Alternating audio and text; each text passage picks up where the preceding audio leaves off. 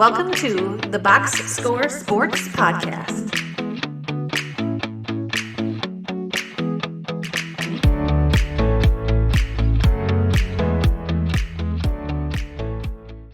Hey everybody, welcome to the Box Score Sports Podcast. I'm your host today, Erik, and I'm doing a rapid reaction to the Bucs losing to the San Francisco 49ers. I'm gonna just talk a little bit about the game and then we'll go from there. As anyone that watched this previously knows, I'm a Buccaneer fan. And overall I'm actually a little bit happy. Obviously, I'd be happier with a win, but the fact they didn't get blown out when Tampa is not in the same class as the Niners, especially fully healthy San Francisco 49ers, the fact they didn't get completely blown out. Yes, Niners never really lost control of the game, but I didn't feel like they really ran away with it either.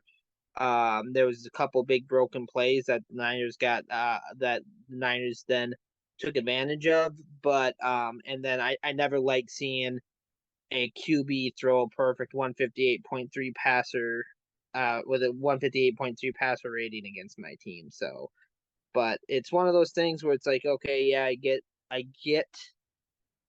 it was a loss. We lost by 13 points and weren't really ever in it out after the second half really got going. But in the end, you know, Tampa had some opportunities. Kate Otten, one of the more noticeable, easy drop touchdown, which then the next play, bad throw by Baker into a helmet of a defender that got tipped an interception. Um, then you had on the drive before. Now it was a tougher catch, but Devin Tompkins, if he would have caught that, you look at a tie game. But in the end, those plays didn't happen, and that is one of the main differences between the San Francisco 49ers and a team like Tampa Bay. Tampa will be competitive. They'll come, they'll finish the year with 8, 9, maybe 10 wins. But at the same time, you are talking about the Niners are probably one of the classes of the NFC. You got Niners, the Eagles, and probably the Cowboys at this rate are the class of the NFC, and then everyone else is below them. And this is part of the reasons why they make the plays. Kyle Shanahan makes he has such good offensive scheme. But I'm not here to praise the Niners. I'm here to talk about Tampa Bay. But yeah, so some good takeaways of the game. I think if Baker continues to play like this, he had a couple bad decisions, but I think overall this year he's been playing pretty good. That Tampa is going to wind up with 8 or 9 wins, possibly 10. And if that happens, he's going to get a second contract. And I don't think if I'm too sad about that because you're going to be drafting most likely, late teens, and I don't think you're going to get a better quarterback than Baker is. Mike Evans did okay. I want them to start targeting Godwin more in the first half. Because I think I know this ain't gonna how it always works, but I believe Mike Evans should get 10 targets, Chris Godwin should get 10 targets, and then if they pass the ball 10 and 15 more times, I think even 5 should go to Rashad White in the passing game because I mean he juked somebody so hard that he might have legitimately broke their ankles. Hopefully that's not the case. By the way, I really hope not. But it's one of those things where I would like to see him get more involved in pass game because I think you could get more like I think they could do better. I'd like to see him get more passes out in the flats than and see how that would help like maybe open things up a little bit.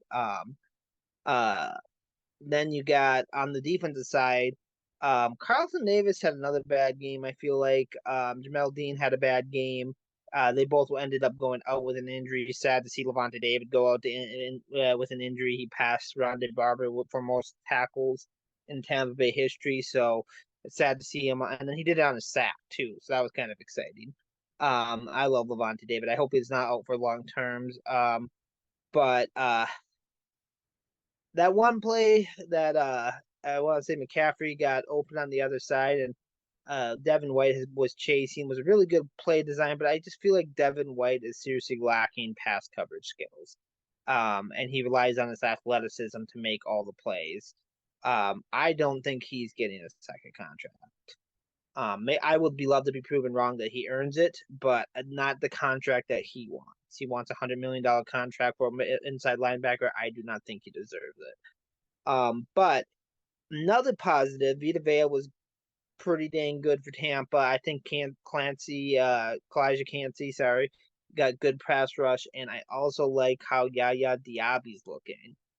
He's young, rookie this year. He already got 2 sacks in this game, and the Niners have a really good offensive line, and seeing 5, I think 6 sacks somewhere around there was nice to see because the Niners again have a pretty good offensive line. So I'm hoping that's a sign of things to come because you're not going to verse that good of offensive line every single week.